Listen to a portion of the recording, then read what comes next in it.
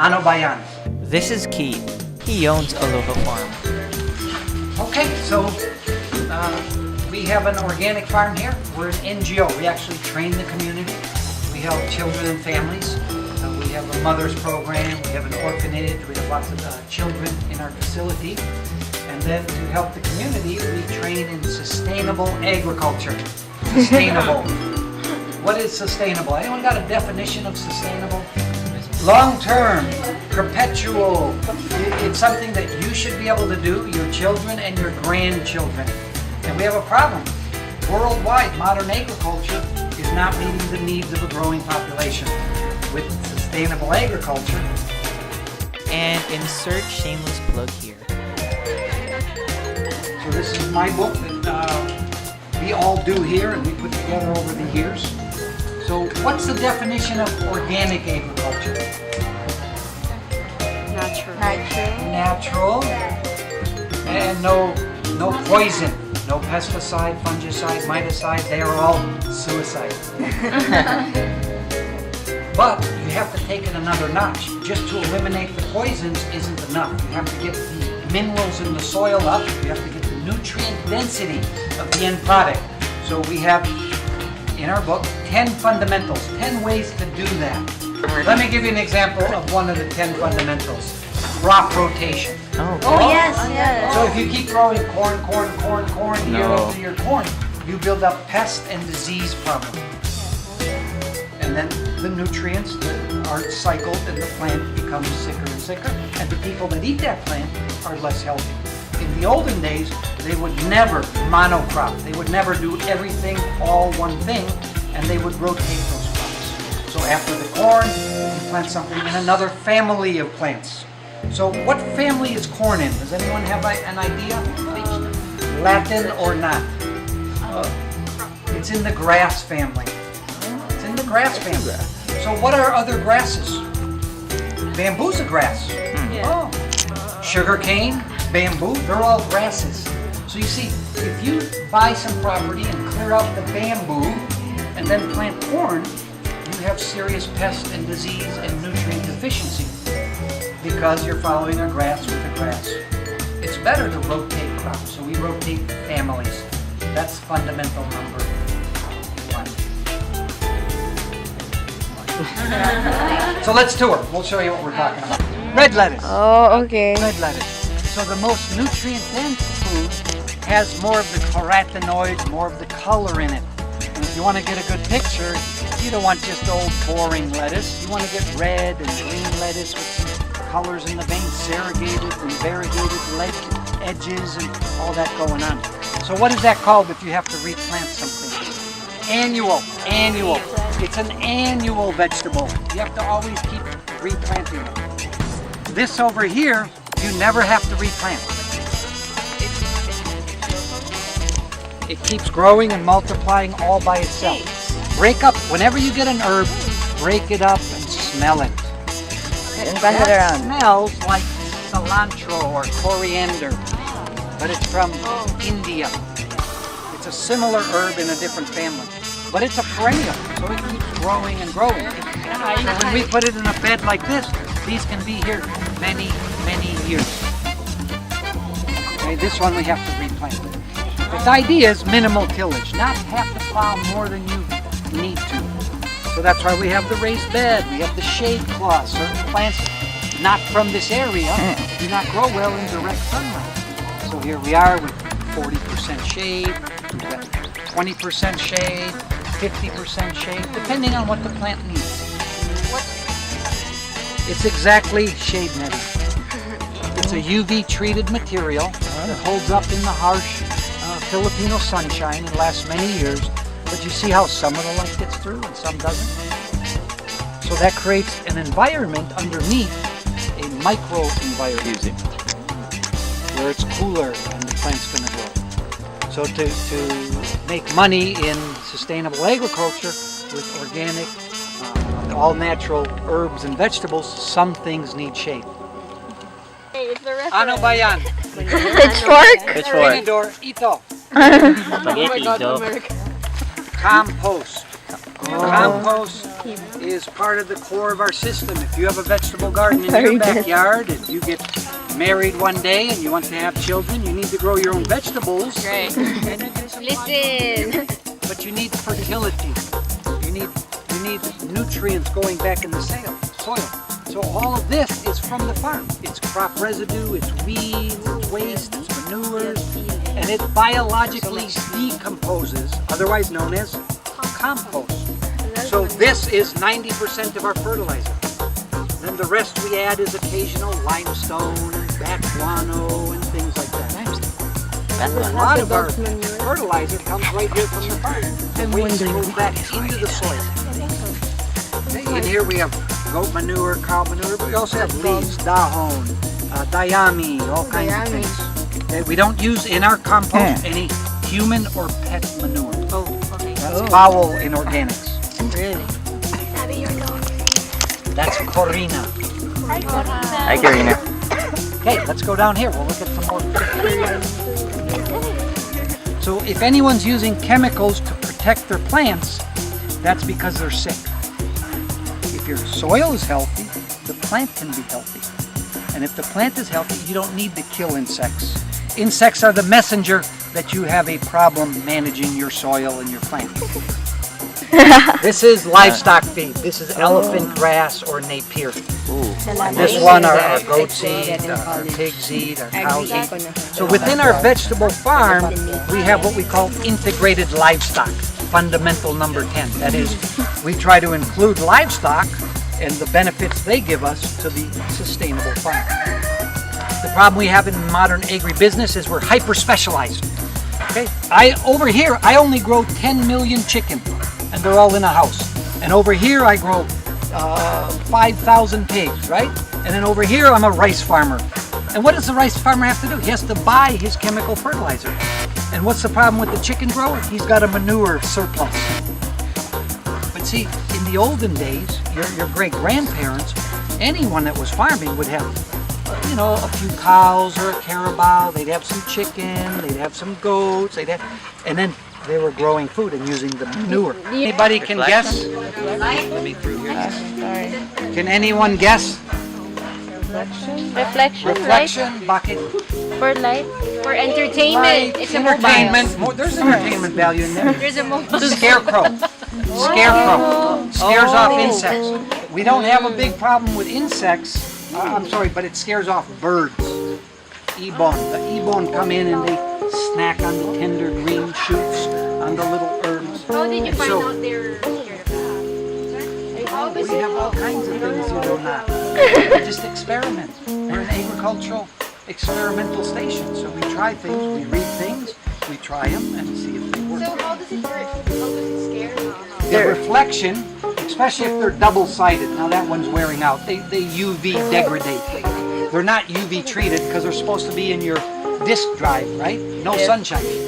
But anyways, when we're done with them, we put them back to back, and as the wind blows, then that reflection scares off the birds, especially the Maya, the migrating Maya. You know that one? Yeah. Okay, more herbs here. We're going to go down to the baboy.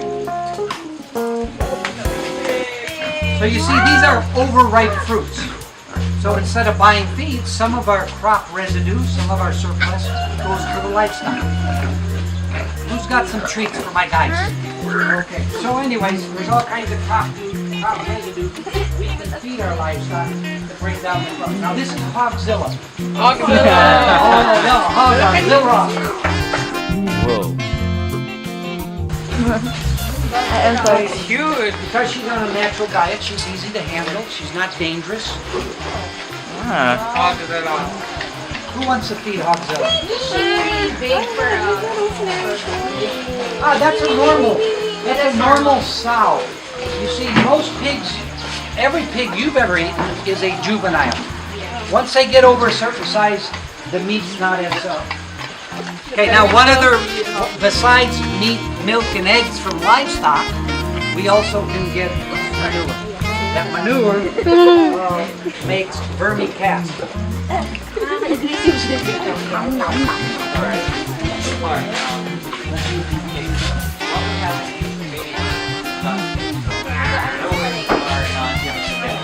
Yeah, we do that on occasion. We have our own sows, so every 3 months, 3 weeks, and 3 days, they can produce. That's their gestation period, but there's time in between that. So from time to time, we buy conventional piglets and then convert them to organic. So yeah, there's a conversion. You buy a pig, usually 40 days, castrated and clean, and then you put them on the natural feeds over time, and then they're plenty good. In fact, the smaller piglets are not from Hogzilla, they're from our neighbor up the road. Hi. Hey, so this is a kid, right? Yeah. Children come from humans, kids come from goats. Okay, so this kid's 2-3 months old, and her mama's here, but the daddy's down below because daddies smell. So if you want goat's milk, and if you don't want their byproducts to smell like dirty socks, you need to keep the buck separate. So these are our milking does. We make cheese and yogurt and different things from their milk. And they're, no kidding. And because dry season will come in November or so now we're raising them up for the next generation. This is a salt lick because ruminants. What's a ruminant? Yeah, animal with 4 chambers. Deer, llama, camel, goats, cows, right. So they need a high level of salt available. So we put just sea salt in here, and they actually lick it through the pores of the bamboo, and that satisfies their sodium requirement. But most of their feed is out all day long. They're grazing. They're out there grazing. Okay. Bye, kids. Bye, kids. Bye-bye. Okay, watch. Oh my god. It moves. Because you dig down in there. Because, see, Filipinos live above their CR, diba? Yeah. The earthworm lives below their CR. They go to the surface to leave their fertilizers. Their casting is God's best fertilizer. But down below, that's where they live and breathe and do their job. So we top harvest the castings, and they keep going down into the feedstock. So if you dig down there real quick. Okay, how big is our farm? About 3 hectares. We've got 2 ladies in the nursery planting and transplanting, and that keeps our 6 guys busy transplanting, harvesting, composting, preparing everything. So yeah, all together for 3 hectares. And usually, 2 to 3 persons per hectare. Same people who would do that. Yeah, and they also have a dual, besides vegetables and fruits and things. They also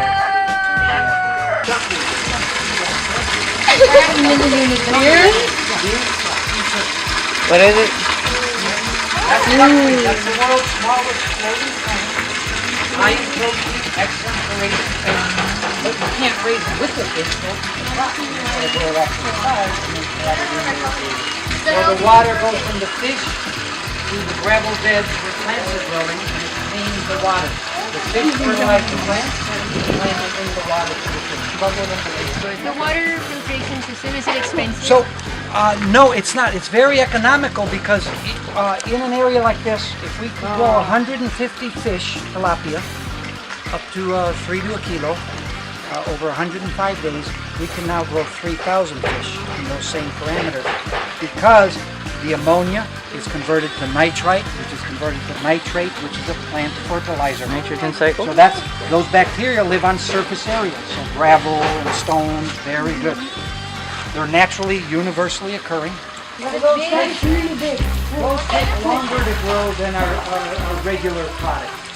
But we like to grow some out because, you know, foreigners, they don't like bones. So the bigger, the better. What kind of fish was that? That was Nile tilapia, unless there was a red one. My red tilapia? Yeah, there was a red the one. red ones are red tilapia. The black ones are Nile tilapia.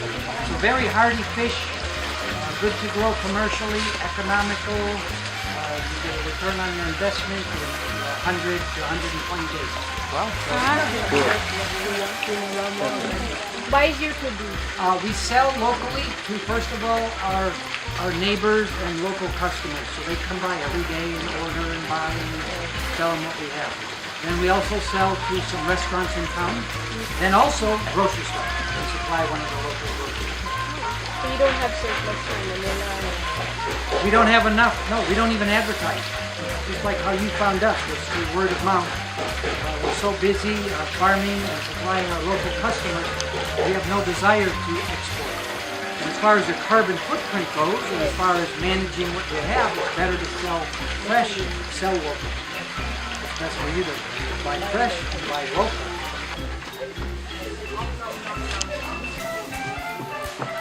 Okay, so this is a lettuce.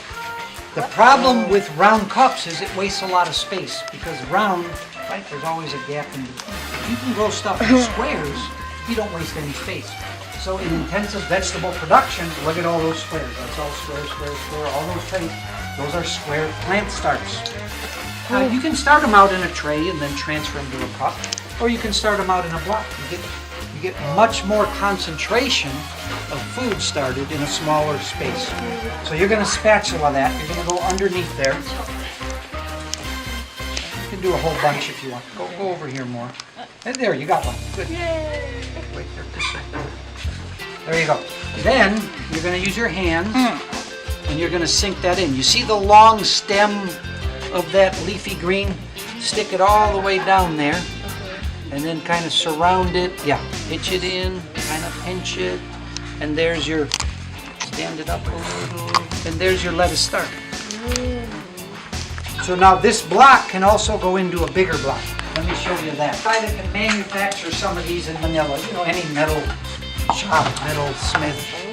But once you grow them in this, see, there's no transplant shop.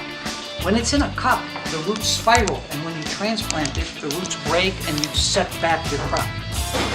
But in the block, then you can move it up to a bigger block, depending on the crop. You could transplant it directly in the soil, but if you direct seed in the tropics, you get scattered results, and you waste a lot of space. So the nursery is the key.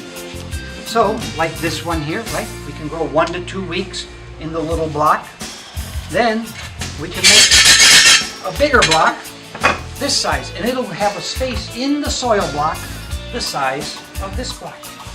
So now, again, it's square, we're not wasting space, we've got a lot of intensive production. And for some crops, we can go up to an even bigger block, and we can grow it out for many months.